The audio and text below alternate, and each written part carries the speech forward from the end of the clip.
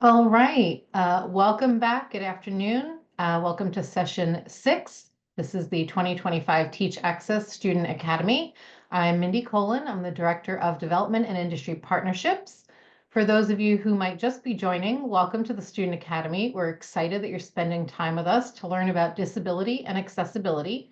I have the wrong session in front of me. Before we start, I want to go over a few items. The chat is disabled. You can send messages to the hosts and the panelists, but not amongst each other. We have a lot of attendees and want to just stay focused. We have captions provided by a live captioner, so you can access those by clicking on the CC icon at the bottom of the menu bar. To view the ASL interpreters, find the interpretation button at the bottom menu bar with the icon that looks like a globe. Click that and select American Sign Language, and a new window will pop up that you can move around your screen for preferred viewing. Feel free to use the Q&A feature to send questions during the session. Everyone will be able to view those questions, which can also be submitted anonymously. If you have any other questions, concerns, or accommodation needs during the session, use the chat feature and send a message to one of the hosts. This session will be recorded. I'd like to also thank our sponsors for ensuring that this event is free and made possible by our sponsors, including Merck, our presenting sponsor, and additional funding by Verizon, Microsoft, Google, Meta, and Salesforce. I am now pleased to introduce you to Jeff Zundel from LinkedIn, who will discuss accessibility principles. Jeff, I will turn it over to you. Yeah, thanks so much, Mindy. And it's great to be here again. I really feel privileged every time I get to join Teach Access. So I'm excited to be here. And we're going to be talking about accessibility principles today. One quick correction, that one of the things Mindy had said was the chat was closed. The chat is open. I would love to, there are going to be a couple times where I'm like prompting people to actually respond in the chat. So please make sure you do that. Feel free to shout stuff out in the chat as well. But definitely post questions to Q&A so we can keep track of them a little bit better. With that, I'm eager to begin. As Mindy mentioned, I'm Jeff Zundel. I am a staff product designer at LinkedIn. I'm also LinkedIn's design team's inclusive design advocate, where I'm tasked with kind of raising the tide on accessibility overall for the entire organization. And that means teaching my fellow designers about accessibility and inclusive design practices, building and supporting tools for the design practice, and assisting with things like our research programs and other activities like that. So I've been at LinkedIn for about 8.5 years. Over half of that time, I've been in this accessibility role, and I've learned a lot along the way. Hopefully, I can share some of what I've learned with you today, and we're going to cover a few things. So one of the things, I'm going to recap a couple definitions. I'm not going to go deep in these because I'm going to assume that you've already gone through these in a lot of detail. We're really quickly going to get into introducing principles of accessibility and diving into the WCAG or WCAG. And then we're going to hopefully have some time toward the end to practice some things together as well. And that's where I hope we'll get a lot more discussion and practice. And yeah, I see a reminder for physical description. I'm a tall white man with kind of short cropped hair and maybe bluish, grayish, greenish eyes, depending on the weather. And that's a little bit about me in my physical description. So let's get into the definitions I want to recap. Again, I'm not going to go deep into these. There's two definitions I think we need to make sure we're on the same page about when it comes to discussing accessibility principles. And one of those is just the definition of disability itself. There are two definitions that I think you'll encounter most commonly. One of them is a more older, antiquated definition called the medical model of disability, which is really focused just on the personal health conditions of an individual that limits that person from doing things a quote unquote normal human being can do. This is, I refer to this as the medical model, and I said it's antiquated. The model we should be using today, the one that the WHO adopted in the 1980s, and that's much more productive in terms of accurately defining disability and helping us to work toward removing disability is acknowledging the interaction between the features of a person's body and the features of the society in which they live. And that could be the society, it can be the lived environment they live, the built environment, and the digital environment as well. So the other definition I want to spend a little bit of time, just a moment on, is assistive technology. I think you had a session on this already as well.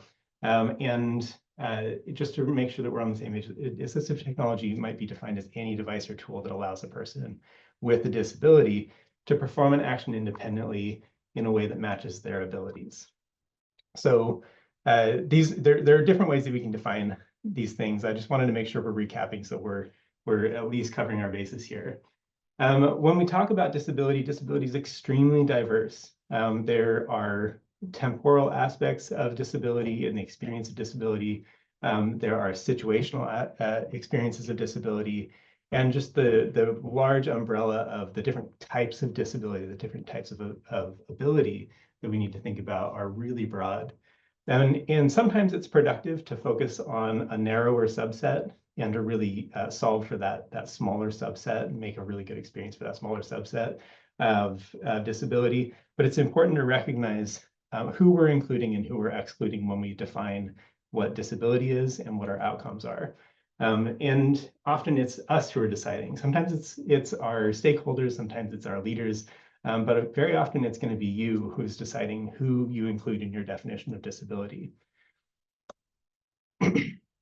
Okay, so some of the stuff that I was just talking about is something you might be more accustomed to seeing in a session about inclusive design or universal design.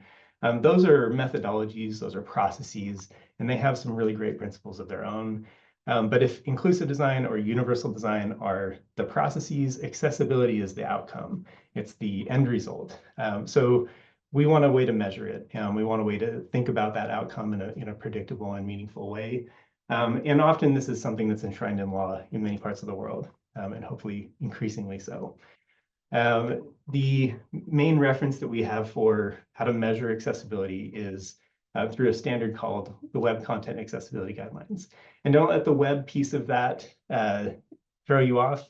This was originally developed by the W3C, which are the World Wide Web Consortium. It's still maintained by that group. And it was originally intended for web content, as the name suggests. But the principles around which it's organized, and even a lot of the success criteria, the ways that it measures accessibility outcomes, are applicable to any digital experience and often even to non-digital experiences. So Web Content Accessibility Guidelines is a mouthful. You'll often hear people abbreviate this to WCAG. That's the abbreviation I use. You're going to hear a lot of other pronunciations of this as well. So shout out if you've heard WCAG. If you want to react to it, but the reactions are in the chat. YCAG is another one that we've heard a lot. These are both correct as well. Some people avoid the abbreviation altogether and just say WCAG. I'm sorry, the acronym, and we'll just spell it out. But whatever the myriad ways that people will say and refer to the Web Content Accessibility Guidelines, we're all talking about the same thing, and that's important because it gives us a single standard that we can use to measure our outcomes.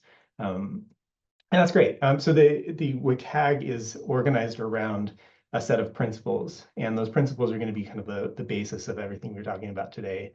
And it's a really good place to start. There are really granular measurements for specific outcomes, but at a high level, we need to make sure we understand the principles around that we organize those outcomes into. And those principles are represented by an acronym, POUR, P-O-U-R. The P is perceivable, so people will be able to perceive content and interactions. The O represents operable, so people will be able to operate all functions of an experience. Understandable is our U in the POUR core principles. So people will be able to understand content and interactions. And then finally, R stands for robust. The content and interactions will be compatible with diverse user agents, such as assistive technology. So POUR, these are our core principles. if we don't go any further and we just try to understand perceivable, operable, understandable, and robust, we can apply these to any digital experience. We can apply these to physical built experiences as well. And it's really a good place to start. But these are really high level. And so in WCAG, these are then kind of further broken down within each of the principal categories. They're broken down into guidelines. And then within the guidelines, we have specific success criteria or specific measurable outcomes for accessibility outcomes. So I'm not going to go into all of the accessibility guidelines and all of the specific success criteria. We don't have the time for that in a 30-minute session. But it's good to know that if you want to dive one level deeper from the principles and understand some of the guidelines, they provide a little bit more precision or a little bit more specific guideline without getting into the ultra granular success criteria. So when we get into the success criteria, though, that's when we start to encounter levels as well. So you'll start to see level A, level AA, level AAA.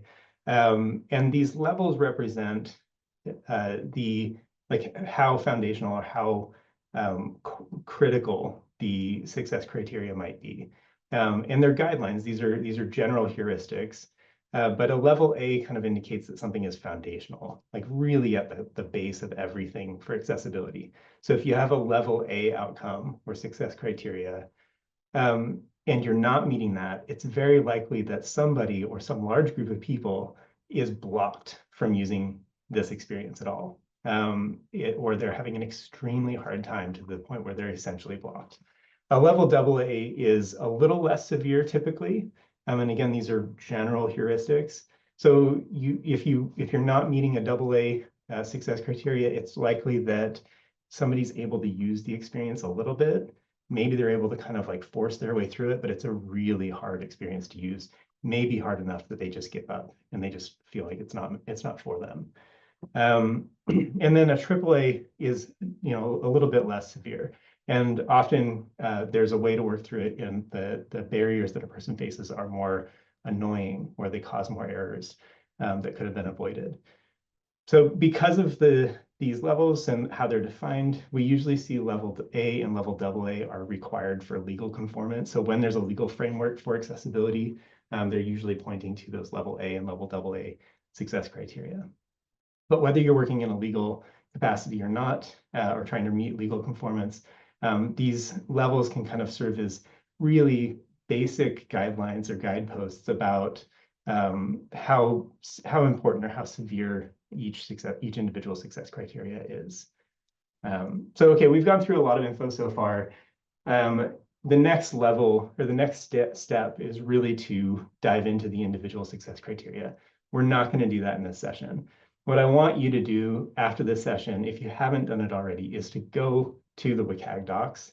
And I've got the link in this slide here. You can also just search for WCAG 2.2 or just WCAG, and you'll probably find the w3.org link for this. As you go through this, there's some great navigational aids to get to navigate through the success criteria. Each success criteria is going to be organized, it's going to have its name, its level, and its description kind of listed out in one big page. But then I think what you'll probably find, what I certainly found in my first couple years, and even sometimes today, even I'll be looking at a success criteria and I'll just be like, I don't understand this. Like, what is this for? Feels like there's probably some nuance I'm missing, or I don't really understand the impact that this is going to have.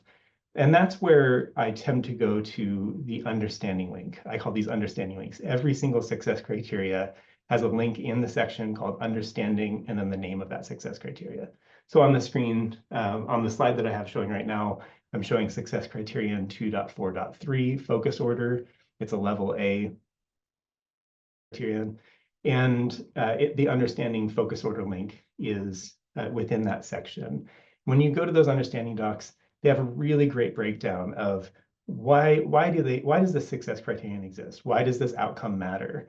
And how should you think about it? What are different scenarios that it applies to? Who benefits from it? and what are specific techniques that you can use to test success or failure of that specific accessibility outcome.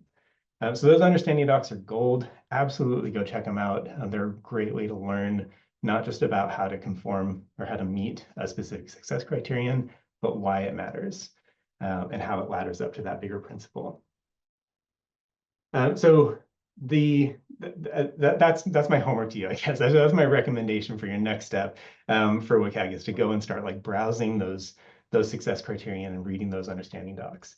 But in this session, one of the next things we can do is just look at a couple examples and build some fluency around what does it mean to be perceivable and understandable and operable and so on. The first thing that we're going to look at is perceivable. I've got an example that I like to reach for when I'm talking about perceivability, and that's zoom. So people with low vision often need to scale either just the text or maybe even all of the content on a screen so that they can perceive it better. And this might be about readability. It might be about perceiving the content of an image. But one of the things we're looking for here when they're increasing, when a person is increasing the zoom scale of the entire interface or the entire set of content, is that the text needs to wrap and blocks of content need to kind of move around to stay within a single scrollable area wherever possible. If you're familiar with web design principles, this might seem a lot like responsive design. That's exactly what it is. If you're not familiar with that, that's okay. We're talking about moving content around on the page and allowing things to wrap and reflow so that people don't need to scroll left and right and top to bottom in order to perceive their content. And they can zoom it to the scale that's actually going to work for them. So that's zoom. That's a good example of perceivability. Another example, for the next principle, operable, is for keyboard operability. So keyboard is arguably, I would argue, it's like one of the most important of all of the accessibility kind of guidelines or outcomes that we want to look for. And keyboard kind of comprises a bunch of those success criteria. But one of the things we're looking for here is that people need to be able to operate your website or your app using keyboard alone. And yes, that includes mobile apps. You might think, okay, it's a mobile app, you're supposed to be using touch, but you can pair any of your mobile devices to a keyboard, and then you should be able to use the keyboard to navigate and to operate all of the content on your app or your website on that device as well. With keyboard though, because you don't have a mouse cursor, you don't have a finger that's touching the screen, you need to know where your keyboard kind of focus is. Where is the keyboard at this given moment as you move through the content? And that's what I have a visual on the screen that's showing Walmart.com. And there's a blue rectangle that kind of moves around on the screen, and it's moving around every time the user is pressing tab to move the focus indicator. So that focus indicator needs to be present, it needs to be visible, and it needs to move in a predictable pattern. And it needs to avoid focus traps. So don't move the focus into a window or some area of the page and not have a way of getting it out with keyboard. So that's keyboard. We want to also make sure that it's only focusing on interactive elements. So I said inactive on our slide here, but non-interactive elements like text, plain text, or a plain image generally shouldn't be receiving focus because it slows the experience down and makes it less usable for a keyboard-only user. So labels is our next one that we want to talk about.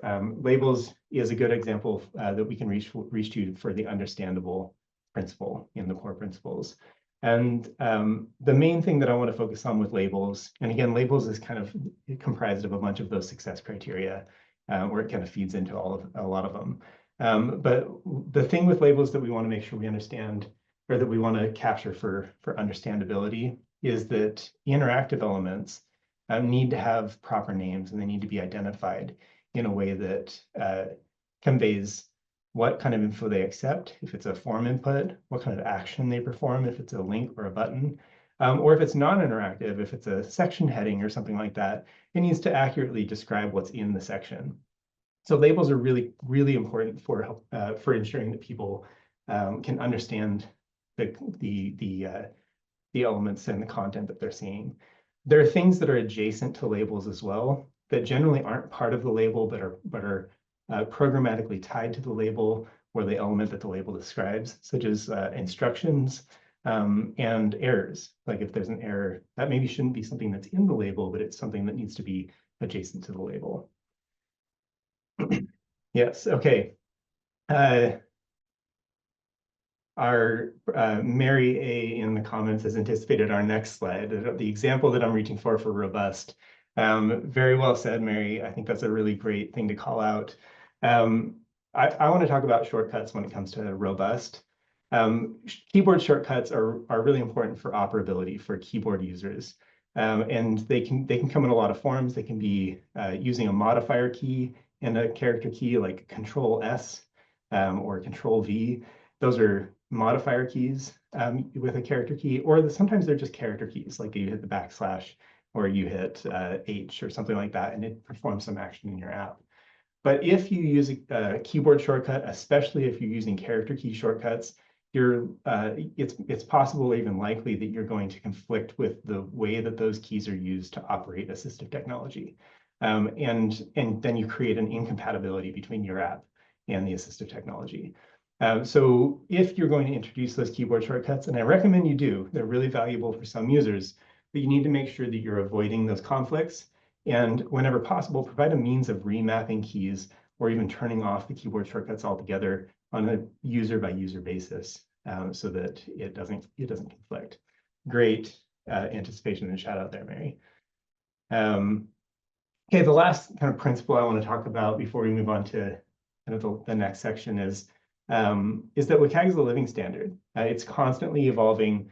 It is still authored, as I mentioned, by the W3C, and it's authored by professionals throughout the industry. So they're making changes, sometimes major changes like WCAG 2.2, which was released in October 2023. Sometimes it's a minor change as recently as, I think, December was the last minor change. But these are things that are going to change as our understanding of how people interact with technology and as the technology itself both grow and evolve. And so don't be surprised if in the future WCAG releases another major update and they remove some success criteria or they modify one or add a bunch more. That's something you should expect. And it's something eventually in your career you may even start contributing back to, and you may become one of the authors of WCAG or its successor standards. And I encourage you to set that goal. So our accessibility principle is POUR, perceivable, operable, understandable, and robust. These are the things I really want us to kind of take away here and to make a goal of a near-term goal of reading through WCAG and starting to understand how do these principles actually come into play in the outcomes that we want to measure. Okay, I think we're good here. I'm going to take a beat to just read, make sure I didn't miss any comments or questions. I think we're good. Okay, so the next step is to practice, and we're going to apply these principles to a metro ticket machine or like a mass transit machine. But before we do that, I do see a question in the Q&A about like our navigation menus accessible for keyboard-only users. The short answer is everything needs to be accessible for keyboard-only users. So I think if you've got navigation menus, the menu itself might, by default, I would say yes, the menu itself should be navigable. If not that menu, there needs to be an equivalent somewhere else that's accessible for keyboard-only user people. You can sometimes have redundant controls, and maybe one thing is optimal for a keyboard-only user and another thing is optimal for a non-keyboard-only user. I would caution against branched experience like that. So in general, in accessibility, if you're creating two different experiences, one for people with disabilities and one for other people, usually the way that the people will describe that as normal people and people with disabilities, that's bad. That's usually is a huge red flag that you're about to create an experience that's going to get updated and maintained over time for the regular people. And then you're going to have another experience that is probably not going to get updated. It's not going to get the same amount of investment. It's going to be kind of your second class experience. Don't do that. No, I appreciate the term is non-disabled. I'm saying normal is the language that I sometimes hear in my partners or in the industry. It's not language I encourage you use. It's quote unquote normal. But yes, non-disabled. Okay, so let's apply some of these principles to evaluating a metro ticket machine. Okay, so I lived in Boston for a couple of years. I found this this image of some of the Boston T ticket machines. So T is their kind of transit system for the whole Boston metro area. I was in Lisbon last month in Portugal, and I saw very different but also similar machines for their transit system.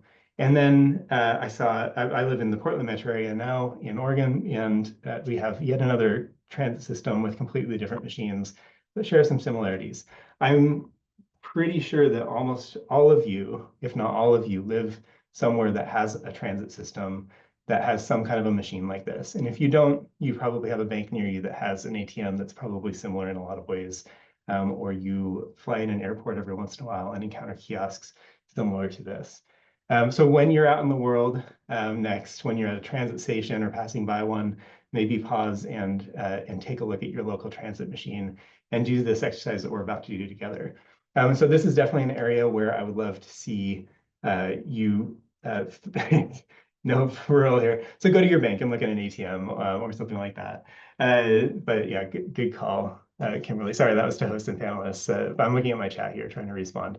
But yeah, go look at your physical kiosks wherever you are, whether it's transit or bank or airport or whatever.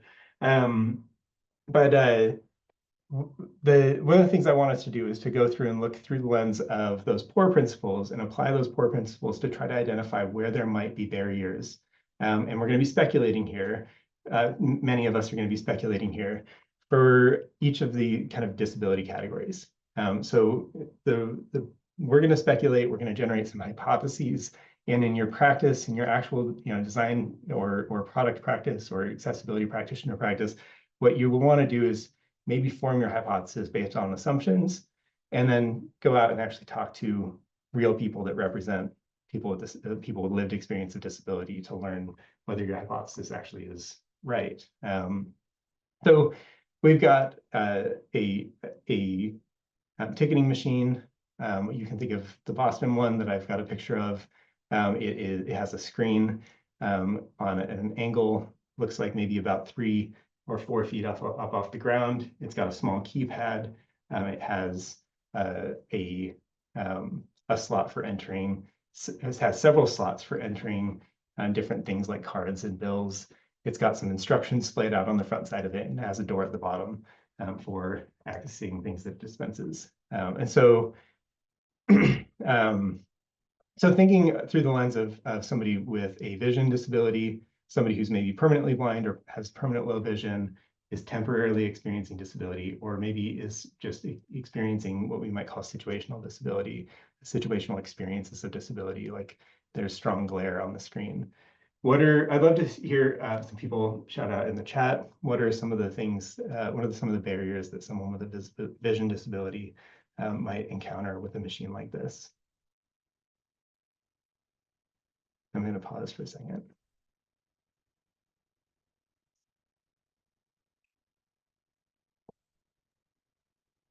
Jeff, this is Mindy. While you're looking at the chat, I just want to point out we have about 2 minutes left. Okay, great, cool. We might only get to do one of these, that's fine. Okay, cool. Yeah, I'm seeing some really great comments already in the chat. So yeah, this is relying on a screen, a touch screen. So if you can't see the screen at all, or maybe it's low contrast on the screen or not strong enough contrast for you to be able to perceive, that could be a problem. Somebody mentioned TTS function, and there's Braille. There does appear to be some Braille from what I can see in the photo, but it's kind of unclear. But a lot of the machines that I've encountered in my real life do have Braille. When they don't, I tend to notice it. I'm more attuned to it now, I guess. But yeah, like what happens if the Braille isn't clear? What if the Braille only covers part of the machine or part of the instructions? There's zoom level. Is the zoom level something that's going to be adjustable, or is there one zoom level? Is it big enough? These are all really great. Yeah, we're talking about C, but because we're probably not going to have time to get to our mobility disabilities, what if somebody's in a wheelchair here and they can't actually get high enough to see the screen at all? So yeah, hopefully I covered a bunch of these. There's going to be a bunch more too, but those are you're asking the right kind of questions, or you're throwing out the right kind of hypotheses about things that might be barriers, and those are things that you would then want to go and verify. And you might be able to use the accessibility standards to form a baseline and say, yeah, even if we don't get any user input, we should at least assume that it needs to meet these standards. And that's a great way to apply the standards. And then also then go and do your research and talk to real people with lived experience to enhance that experience, understanding even more. So we're out of time. We're going to skip here. We're going to skip touch and mobility. But I want to thank you all for having me and for participating in this. This is a really great conversation. I was really encouraged, especially by all the people in the chat, calling out the language of disability. I was intentionally using some words that I wouldn't normally use in my practice, but they're important to recognize. There's a ton of different language that we use around disability.